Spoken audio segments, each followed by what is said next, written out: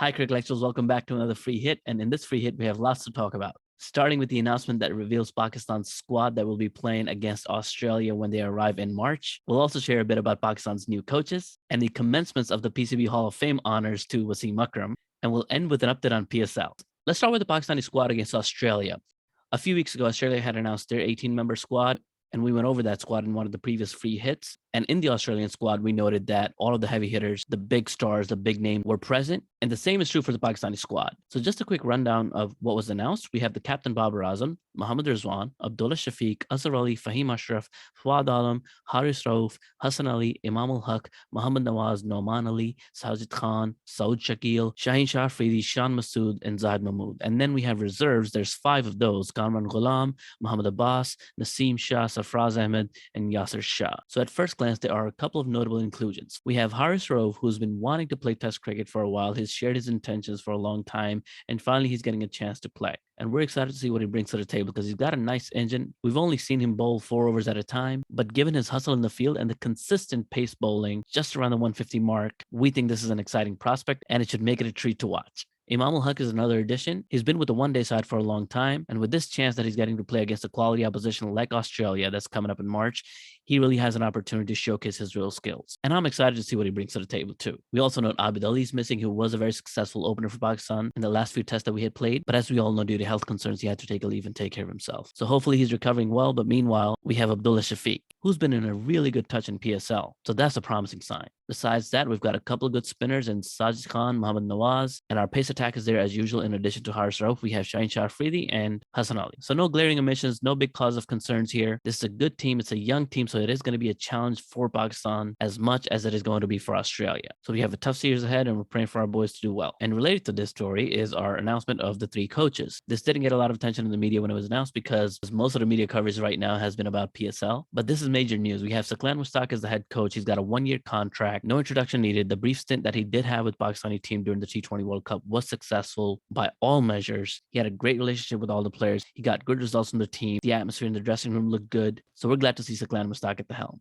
Our second coach is Sean Tate, who's going to be a bowling coach, and he's going to be working with the Pakistani Pacers. Sean Tate himself was a fast bowler. He does have recent experience in international coaching when he was working with Afghanistan, but obviously it's his first time working with the Pakistani team. It's not the first Australian to work with the Pakistani team, but he does bring an interesting lens because he's a pacer himself. The world #1 test bowler right now, I believe, is the Australian skipper, Pat Cummins. So just having that knowledge of the Australian mindset and how pace works and what Australians are likely to struggle with is going to be a really big asset for Pakistan. He's a level 2 coach, unlike Saqlan Mushtaq, who's a level 3. Sean Tate's credentials are not the highest. He doesn't have the most experience, but he does have a valuable skill set and knowledge bank that Pakistan should take a lot of advantage of. And last but not least, we have Muhammad Yusuf. He doesn't have any level 1, 2, 3 credentials, but we know he's been working with the younger guys at the National High Performance Center, and he'll be bringing his batting expertise to the national team as a batting coach. This also feels like a great pick. There's no argument that Muhammad Yusuf is one of the best batters the world has ever seen on the cricket field, and as Pakistanis, we're very lucky to have him. So it's great to utilize his services for the national team as well. And especially in Test cricket, the knowledge and the skills that he brings to the table are going to be really hard to match. So the triad of the Pakistani coaching staff with Muhammad Yusuf as a batting coach, Sean Tate as a bowling coach, and Saqlan Mushtaq as a head coach looks to be a very promising and a strong unit, and we hope they can prepare the team for a good showing against Australia. Next, we have a celebratory announcement about Wasim Akram being inducted into the PCB Hall of Fame. This is not really news because Wasim Akram was one of the first batch of inductees into the PCB Hall of Fame back in 2021, but the newsworthy event that followed is that he was actually formally inducted now. So after a player has been inducted into the Hall of Fame, there's usually a ceremony that takes place where the player is recognized and is presented with an award of some kind, but due to COVID, PCB hasn't been able to do that with a lot of the inductees. So taking advantage of all of the superstars being around for the PSL and all of that interest, they had the West Indian cricket giant Sir Viv Richards present the award to Wasim Akram. Now the portrait on the plaque looks kind of funny.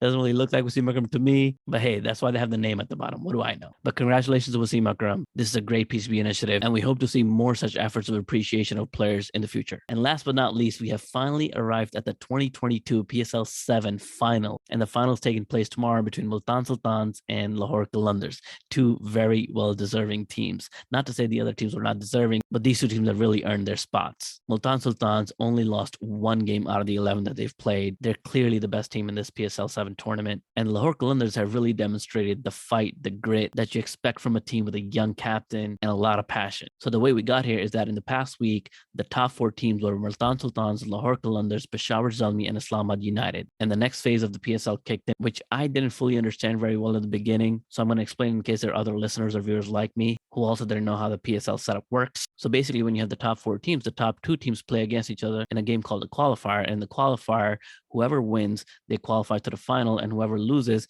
gets to play another game later that is called an eliminator. So there are 2 eliminators. One eliminator is played between teams ranked 3 and 4, which in this case were Islamabadunited and peshawarzalmi, and Islamabadunited came out on top in that eliminator.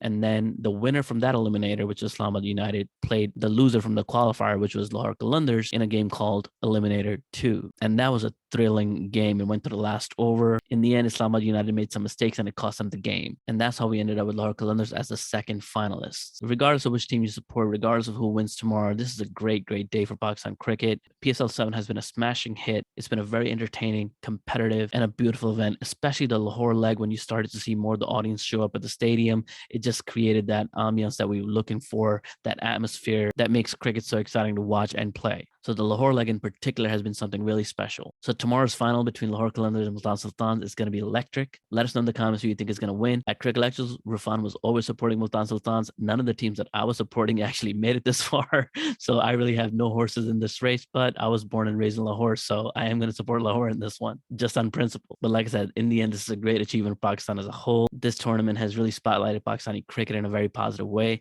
And at Crickellectuals, our mission is always to create a positive narrative around Pakistan cricket, and PSL made it very easy for us to do that. So thank you, PSL. Thank you, PCB, for creating this tournament and facilitating it and running it the way you did, because it was top notch and well done. Rufan and I will talk more about it in detail at our next full episode. So stay tuned, subscribe, and make sure you check out our YouTube channel. And until next time, it's your host, Jay, signing out. Peace.